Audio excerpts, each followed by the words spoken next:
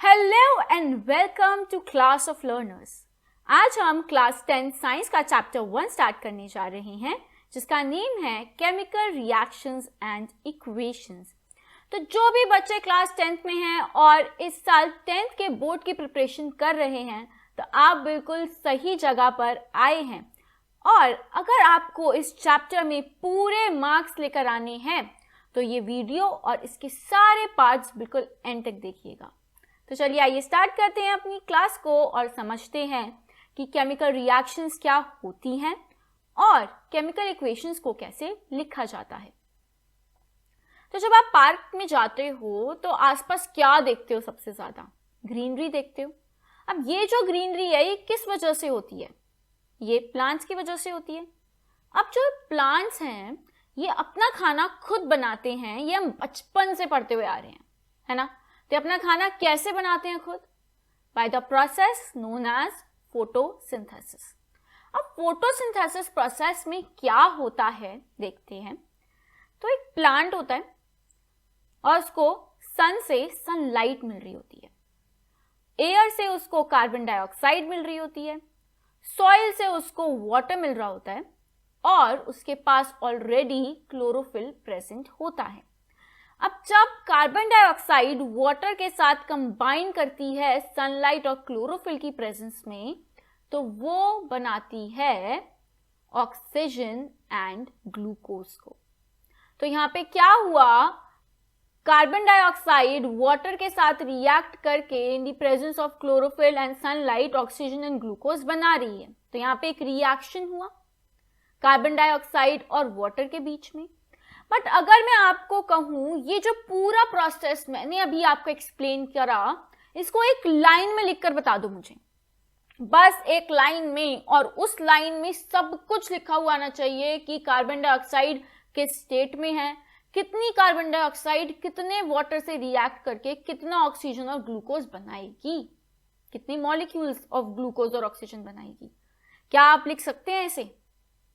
तो अगर आप नहीं लिख सकते तो आप बिल्कुल सही जगह पर हैं, क्योंकि अब हम सीखेंगे कि कैसे किसी भी रिएक्शन को इक्वेशन फॉर्म में रिप्रेजेंट करा जाता है। मतलब एक ऐसी लाइन जो सब कुछ उस रिएक्शन के बारे में आपको बता रही है। तो क्या आप तैयार हैं सीखने के लिए? तो चलिए आइए स्टार्ट करते हैं अपने इस चैप्टर को। तो इस चैप्टर में हम समझेंगे सबसे पहले कि केमिकल रिएक्शन क्या होता है, उसके बाद हम देखेंगे केमिकल इक्वेशन क्या होती है, उसको कैसे लिखा जाता है, फिर हम उसको बैलेंस करना सीखेंगे और देखेंगे कि बैलेंसिंग होती क्या है और क्यों करी जाती है।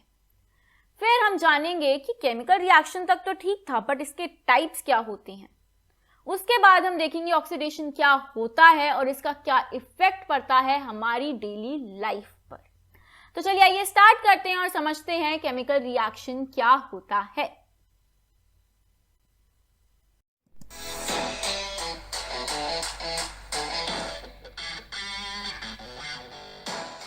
Physical change and chemical change.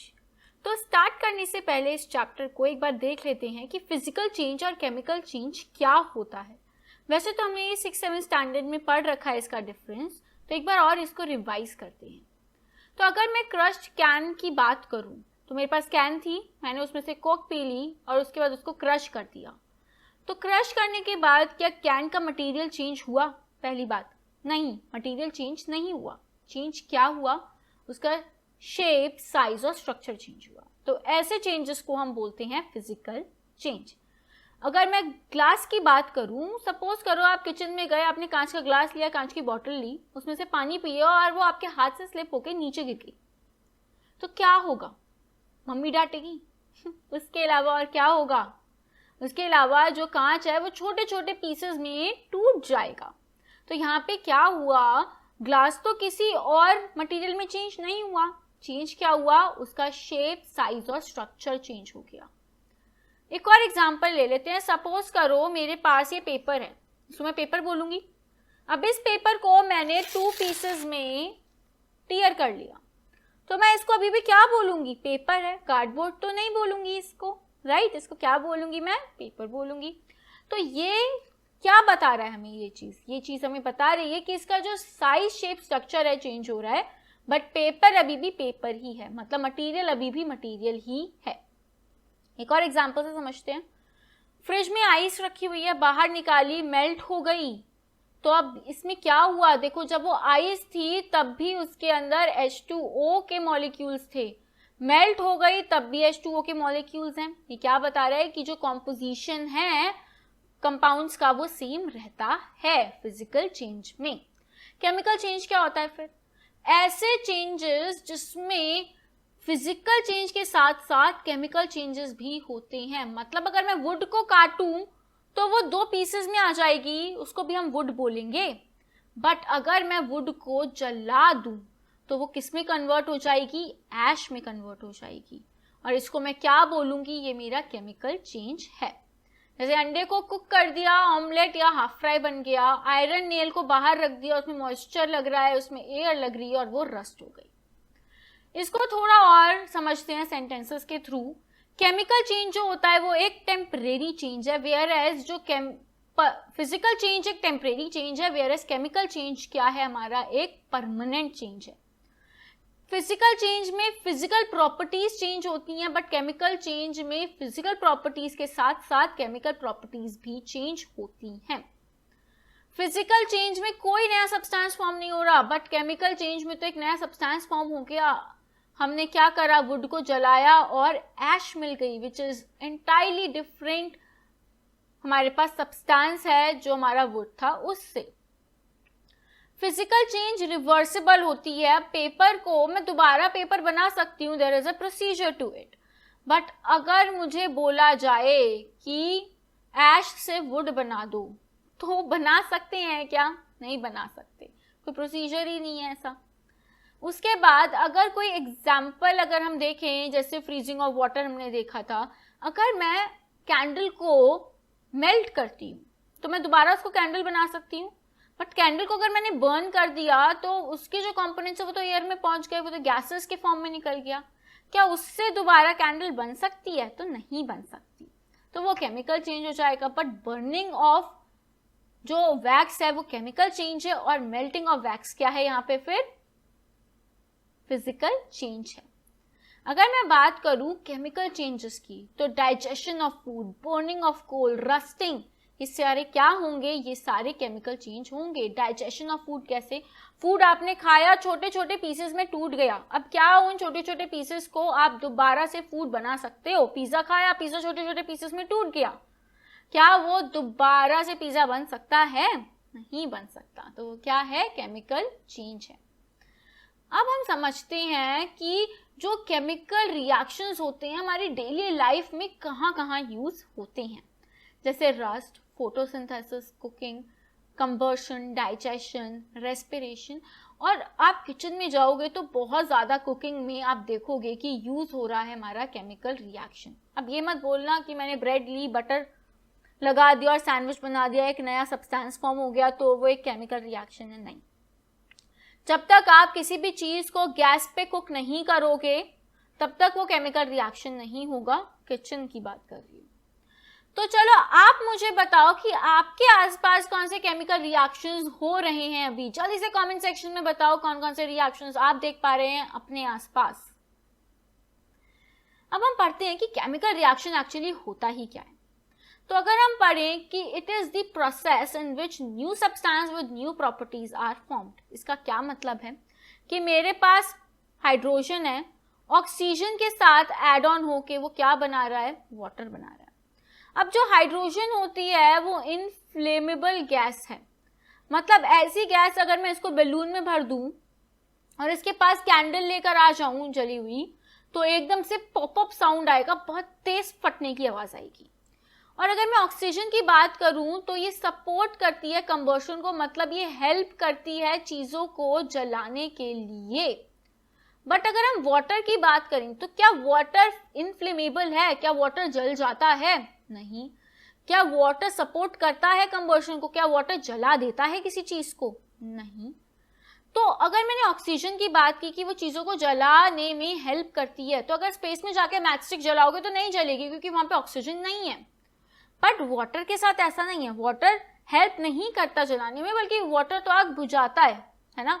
तो हमने यहाँ पे क्या देखा कि जो वाटर हमारे पास एक नया सब्सटेंस आया उसकी क्या है, एंटायरली डिफरेंट प्रॉपर्टीज हैं फ्रॉम दैट जिनसे वो बना है।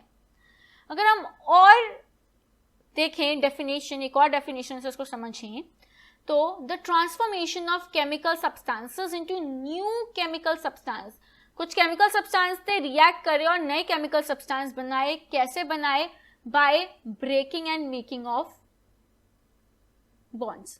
अब ब्रेकिंग और मेकिंग की क्या मतलब हुआ यहाँ पर कि यहाँ पे हाइड्रोजन जो था उसके बॉन्ड्स ब्रेक कर गए, ऑक्सीजन के बॉन्ड्स ब्रेक कर गए और यहाँ पे क्या बन गया? वाटर के बॉन्ड्स बन गए। तो ब्रेकिंग एंड मेकिंग क्या हो रही है? बॉन्ड्स की ब्रेकिंग और मेकिंग हो रही है हमारे केमिकल रिएक्शन में। अब केमिकल रिएक्शन में क्या होता है, अभी हमने देखा क्या क्या होता है। पहले तो it is a chemical change, मतलब केमिकल प्रॉपर्टीज और फिजिकल प्रॉपर्टीज दोनों ही क्या हो रही हैं? चेंज हो रही हैं। फिर हमने देखा कि क्या हो रहा है, सबसे इंपॉर्टेंट चीज रीअरेंजमेंट ऑफ एटम हो रहा है। मतलब जो हमारे पास हाइड्रोजन और ऑक्सीजन था मिलके क्या बनाया? वाटर बनाया। तो यहाँ पे हमारे पास क्या प्रेजेंट है? हाइड्रोजन प्रेजेंट है और ऑक्सीजन प्रेजेंट है। और इस साइड जो हमारे पास न्यू सब्सटेंस बना उसमें भी क्या प्रेजेंट है? हाइड्रोजन और वाटर ही प्रेजेंट है, हाइड्रोजन और ऑक्सीजन ही प्रेजेंट है। मतलब यहाँ पर क्या हो रहा है? रीअरेंजमेंट हो रहा है एटम्स का और एक नया सब्सटेंस फॉर्म हो रहा है जिसकी एंटायरली डिफरेंट प्रॉपर्टीज हैं। अब केमिकल रिएक्शन में दो बहुत इंपॉर्टेंट चीज हो रही है। सबसे पहला बॉन्ड का टूटना और दूसरी चीज बॉन्ड का बनना। कैसे? चलो समझते हैं। आपके पास हाइड्रोजन है, 2 मॉलिक्यूल्स, उसके बाद ऑक्सीजन है। तो यहां पर क्या हुआ? हाइड्रोजन टूटा, यहाँ पे ऑक्सीजन भी टूटा। यहाँ पे हाइड्रोजन के हमारे पास 2 एटम्स आके ऑक्सीजन के 2 एटम्स, इससे भी अगर लें तो हाइड्रोजन के यहाँ पे भी 2 एटम्स। अब यहाँ पर क्या हुआ? ब्रेकिंग ऑफ बॉन्ड हुआ इस जगह और ये ऑक्सीजन जाके इस हाइड्रोजन के साथ मिल गया, ये ऑक्सीजन जाके इन दोनों हाइड्रोजन के साथ मिल गया और इन्होंने क्या बना लिया? वाटर के मॉलिक्यूल्स बना लिए। तो यहाँ पर क्या हुआ? मेकिंग ऑफ बॉन्ड हुआ। यहाँ पे हाइड्रोजन के बीच में क्या आ गया? ऑक्सीजन आ गया और हाइड्रोजन ऑक्सीजन ने क्या बना लिया? बॉन्ड्स बना लिए। हम इसको लिख सकते हैं 2 हाइड्रोजन रिएक्ट करेंगे ऑक्सीजन के साथ और फॉर्म करेंगे वाटर को। अब ये 2-2 मैंने कैसे लिखा कि 2 मॉलिक्यूल्स हाइड्रोजन के 2 मॉलिक्यूल्स ऑफ वाटर बनाएंगे, इनको हम बैलेंसिंग में समझेंगे। तो हमारे पास अब जो हाइड्रोजन और ऑक्सीजन होता है विच इज लेफ्ट साइड, उसको बोलते हैं रिएक्टेंट, और जो हमारे पास राइट साइड होता है, जो नया सब्सटेंस फॉर्म हुआ होता है, उसको बोलते हैं प्रोडक्ट। इसको एक और एग्जांपल से समझते हैं। जैसे कार्बन है हमारे पास, उसको हमने ऑक्सीजन के साथ रिएक्ट करा तो कार्बन डाइऑक्साइड मिला। तो यहाँ पे बॉन्ड्स ब्रेक हुए, यहाँ पे बॉन्ड क्या हुए? कार्बन और ऑक्सीजन के बॉन्ड्स बने, मेकिंग ऑफ बॉन्ड हुआ यहाँ पर। और अगर हम इसकी रिएक्शन को इक्वेशन फॉर्म में लिखें तो carbon plus oxygen will give you carbon dioxide. Carbon और ऑक्सीजन हमारे क्या होंगे? रिएक्टेंट्स होंगे और जो हमारे पास कार्बन डाइऑक्साइड बना है वो क्या होगा? प्रोडक्ट होगा। अगर इसकी आपको डेफिनेशन आ जाती है एग्जाम में तो आप क्या लिख सकते हैं कि रिएक्टेंट्स क्या होते हैं? जो लेफ्ट साइड होते हैं रिएक्शन के, और सबसे इंपॉर्टेंट चीज जो भी केमिकल रिएक्शन होती है वो लेफ्ट साइड ही होती है, वो रिएक्टेंट्स के बीच में ही होगी, क्योंकि वहां पर ही क्या हो रहा है? बॉन्ड्स ब्रेक कर रहे हैं।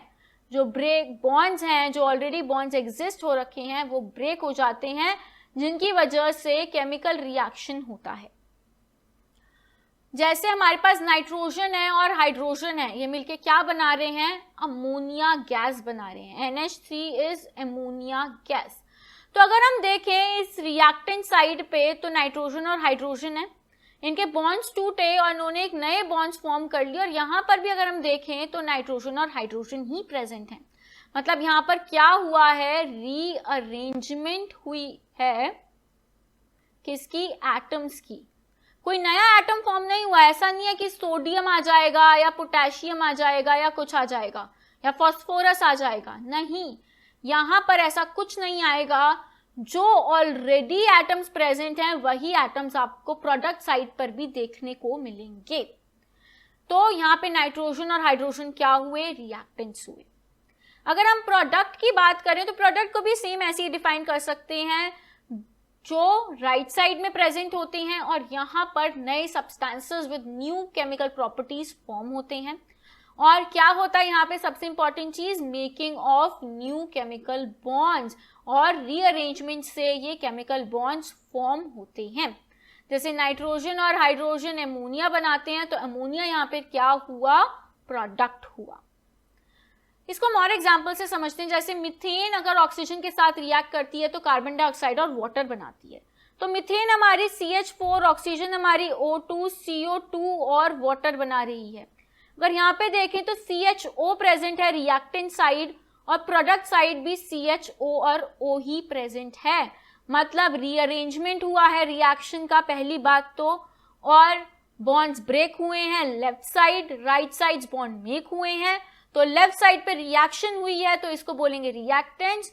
न्यू कंपाउंड फॉर्म हुआ है लेफ्ट साइड, राइट साइड, तो उसको बोलेंगे प्रोडक्ट।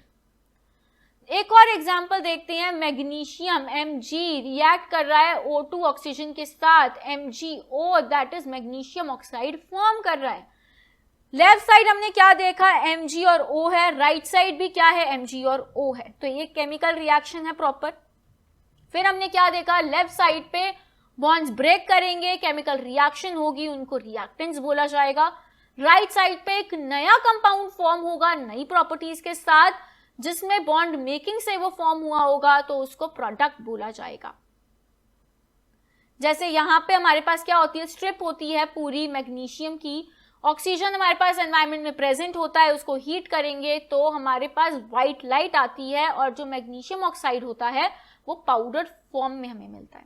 अब यहाँ पर बहुत इंपॉर्टेंट चीज एक ध्यान में रखनी है कि जब मैग्नीशियम होगा, आप जब भी लैब में जाएं, अगर आप स्ट्रिप को ऐसे जलाने की कोशिश करेंगे तो नहीं जलेगी। क्यों नहीं जलेगी, क्योंकि मैग्नीशियम बहुत ज्यादा क्या होती है, रिएक्टिव होती है। बहुत ज्यादा रिएक्टिव होती है तो वो बैठे बैठे ऑक्सीजन के साथ रिएक्ट कर जाती है, और मैग्नीशियम ऑक्साइड एक प्रोटेक्टिव लेयर बना लेती है। प्रोटेक्टिव लेयर बना लेती है, मतलब लेयर किसकी बनी है, ऑक्साइड की लेयर बनी है, जो क्या कर रही है, मैग्नीशियम को प्रोटेक्ट कर रही है। अगर आप अब इसको जलाओगे तो नहीं जलेगा। तो आपको क्या करना पड़ेगा जलाने के लिए, हमें क्या करना पड़ेगा, इसको कोई भी पेपर ले लो, सैंड पेपर ले लो, बटर पेपर ले लो, और उससे इसको क्या कर दो, रब कर दो। उससे क्या होगा, जो ऑक्सीजन की लेयर है, ऑक्साइड लेयर जो फॉर्म हुई है, ऑक्साइड मींस O2-, ये जो ऑक्साइड लेयर फॉर्म हुई है वो हट जाएगी। फिर उसको जलाएंगे तो वो बर्न हो जाएगी। तो आज हमने क्या देखा, सबसे पहले जितनी भी केमिकल रिएक्शंस होती हैं उनमें नया substance with new properties form होता है। उसके बाद हमने देखा जितनी भी केमिकल रिएक्शंस होती हैं उनमें रीअरेंजमेंट ऑफ एटम्स होते हैं। फिर हमने देखा जो भी केमिकल रिएक्शन होती है उसमें बॉन्ड्स बनते हैं पुराने, और नए बॉन्ड्स फॉर्म होते हैं। फिर हमने देखा जो रिएक्टेंट होता है वहां लेफ्ट साइड होता है और वहां पे बॉन्ड्स टूटते हैं, और राइट साइड पे प्रोडक्ट होता है जहां पे बॉन्ड्स बनते हैं। तो आई होप आपको सब समझ में आया होगा। देखते हैं कितना समझ में आया। चलिए ये क्वेश्चंस करते हैं। What happened during chemical reaction, तो केमिकल रिएक्शन के ड्यूरिंग क्या होता है, सबसे पहला क्या होता है, हम लिख सकते हैं रीअरेंजमेंट ऑफ एटम्स होता है। और क्या लिख सकते हैं, old bonds break and new bonds form, पुराने बॉन्ड टूटते हैं नए बॉन्ड बनते हैं। और सबसे important, new compound with new properties are form, नया कंपाउंड नई प्रॉपर्टीज के साथ फॉर्म होता है। तो ये सारी चीजें हो रही होती हैं during chemical reaction. Next question is which among the following involves chemical reaction, इनमें से कौन सा केमिकल रिएक्शन में इन्वॉल्व है। तो इसको एक बार इरेज कर देते हैं और यहां लिख देते हैं